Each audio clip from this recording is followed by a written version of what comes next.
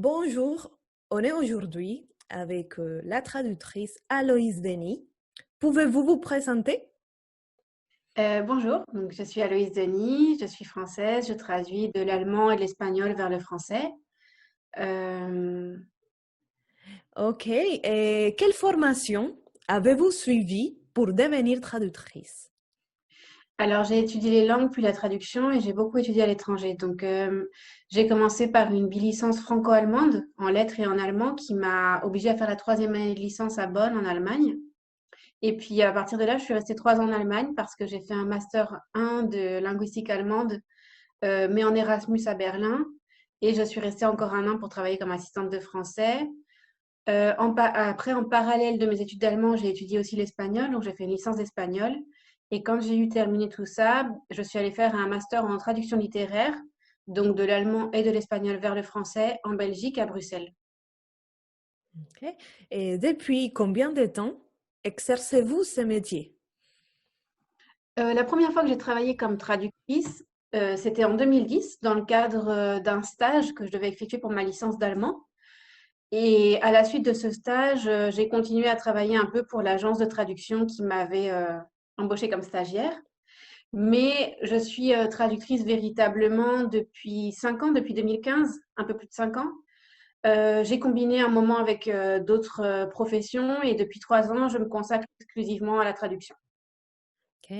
Et quel genre de textes traduisez-vous? Alors, ça varie. J'espère un jour pouvoir me consacrer uniquement à la traduction de textes littéraires, mais c'est un peu difficile de rentrer dans le milieu. Donc, pour le moment, je traduis des textes littéraires. J'ai déjà traduit 2 livres, un livre de recettes de cuisine, un livre de tourisme. J'ai traduit quelques nouvelles, mais je fais aussi des articles, des textes scientifiques, par exemple des articles universitaires. Et puis, pour gagner ma vie, je dois aussi faire des traductions marketing, par exemple, techniques, juridiques. Donc, marketing, ça va être des newsletters ou bien des catalogues de vente, des publicités.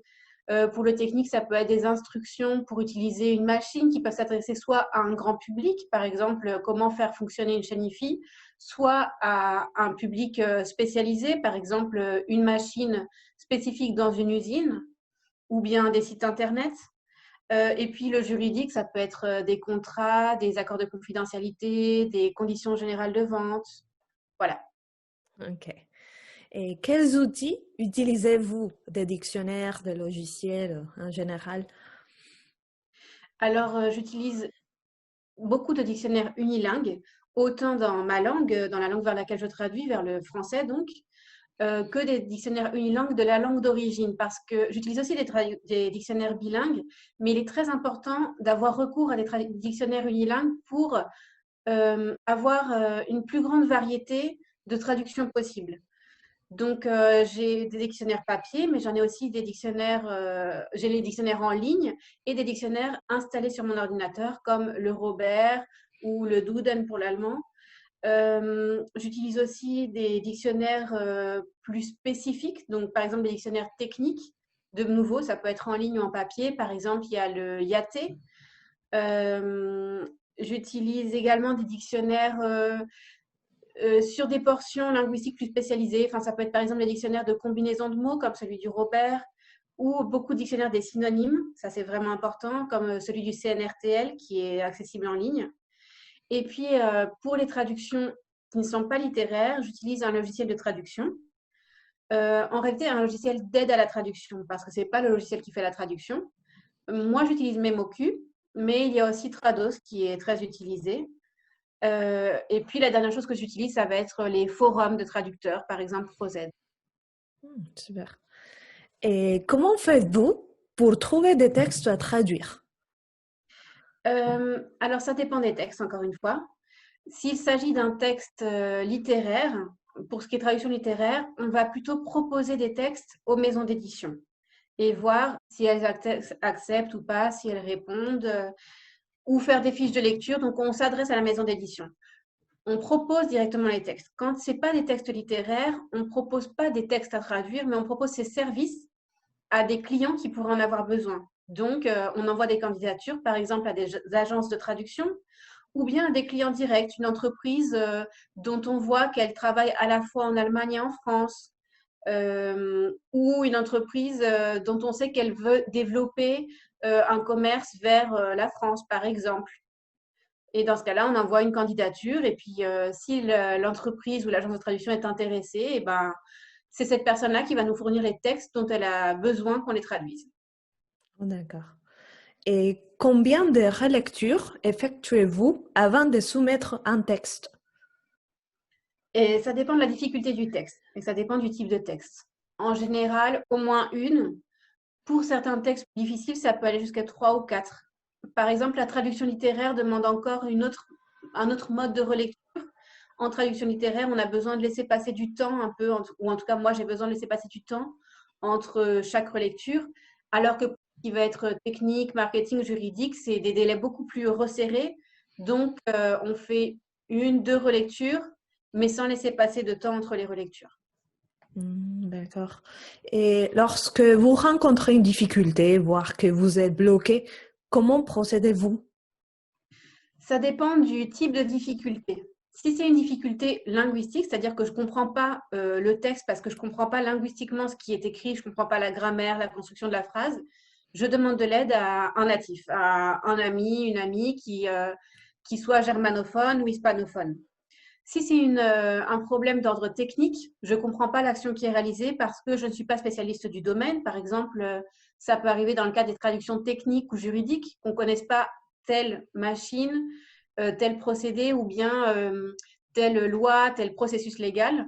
Dans ce cas-là, je me renseigne sur le domaine. Je vais voir sur des sites spécialisés pour comprendre l'action que je ne connais pas, par exemple, et voir un peu les termes qui sont utilisés à la fois sur des sites en langue originale et sur des sites français pour voir à quoi correspond l'action et comprendre ce qui me posait problème. Si je comprends qu'il n'y a pas de problème, mais que c'est trouver le mot juste qui est difficile, dans ce cas-là, je vais parler avec des francophones, qu'ils soient traducteurs ou pas, et leur expliquer un peu le mot que je recherche pour avoir des idées. Et bien sûr, demander de l'aide à des collègues. On a toujours des amis par les études, par le travail, par le réseau, et on peut les contacter quand vraiment il y a un problème, ou les forums d'aide aussi comme Prozaide qui sont très utiles pour les difficultés de ce genre. Ok. Et la traduction est-elle votre seule source de revenus? Depuis 3 ans, oui, mais j'ai mis plusieurs années à pouvoir en vivre exclusivement. Donc, j'ai aussi travaillé comme enseignante de français langue étrangère en Allemagne et en Colombie. Et puis, j'ai travaillé dans le tourisme en Colombie et en Argentine. Et depuis 3 ans, je ne fais plus que de la traduction. Ok. Comment considérez-vous les métiers de traducteurs aujourd'hui? Je pense que c'est un métier qui est en train de subir des modifications parce qu'évidemment, les nouvelles technologies changent beaucoup de choses. On a accès à de nouveaux outils. Donc déjà, la traduction automatique, mais aussi des outils d'aide à la traduction qui sont plus performants. Il y a une autre chose qui change beaucoup, c'est la globalisation dans le monde. On a de plus en plus d'échanges entre différents pays, entre différentes langues. Et les gens en général maîtrisent de mieux en mieux les langues étrangères et en maîtrisent de plus en plus. Mais je ne pense pas que le métier de traducteur soit menacé de disparaître. Déjà parce que le phénomène de globalisation entraîne une augmentation des besoins en traduction aussi, parce que s'il y a plus d'échanges entre les pays, on a aussi besoin de plus de traduction de documents, de catalogues, de sites internet, etc. Et puis, pour ce qui est de la traduction littéraire, même si les outils d'aide à la traduction et les logiciels de traduction automatique s'améliorent énormément, je pense que pour le moment, le facteur humain est irremplaçable. Il y a besoin d'une connaissance très très fine de la langue et des renvois qui peuvent se faire dans le texte à des choses culturelles que l'ordinateur n'est peut-être pas encore, peut-être que ça viendra, pas encore capable de faire en tout cas. Il y a besoin d'une finesse et d'une émotion que la machine n'a pas. D'accord, merci. Comme dernière question, est-ce que vous avez un conseil pour les jeunes traducteurs qui veulent commencer ce métier? Alors d'abord, aller dans le pays de la langue que vous voulez traduire. Parce qu'il ne s'agit pas simplement de maîtriser un peu la langue, il faut la maîtriser très bien, mais il faut aussi connaître la culture. C'est vraiment très important de savoir comment vivent les gens, de connaître les particularités culturelles, même du système légal, etc. Comment vivent les gens, c'est important pour pouvoir traduire bien. Ensuite, même si vous allez dans le pays, il ne faut jamais délaisser votre langue maternelle, le français si c'est le cas, ou une autre langue si c'est une autre langue. Il ne faut jamais arrêter de la pratiquer. Écouter des émissions dans votre langue, de radio ou télévision, de lire, de parler dans votre langue, parce que un traducteur, c'est avant tout quelqu'un qui maîtrise très bien sa langue maternelle. Ensuite, je pense que pour commencer en tant que traducteur, c'est important de se faire un réseau, donc de rencontrer d'autres traducteurs, de rencontrer des clients potentiels, de se rendre visible, éventuellement de se faire un site internet, d'aller à des salons, etc. Et de ne pas se décourager parce que c'est quand même pas facile, il faut le dire. C'est pas forcément un métier qui est très bien payé. Comme c'est un métier qui n'est pas protégé, n'importe qui peut proposer ses services de traducteur, donc il y a quand même pas mal de compétition. Et puis, la dernière chose, ce serait de se renseigner sur les statuts du traducteur, quel type d'entreprise on peut ouvrir, les aides auxquelles on a le droit quand on commence et les associations qui existent, les associations de traducteurs, selon les spécialités et selon les langues, les pays. Oh, d'accord. Bon, merci beaucoup, Aloïse, et je vous De rien. souhaite une bonne journée. Merci à vous aussi.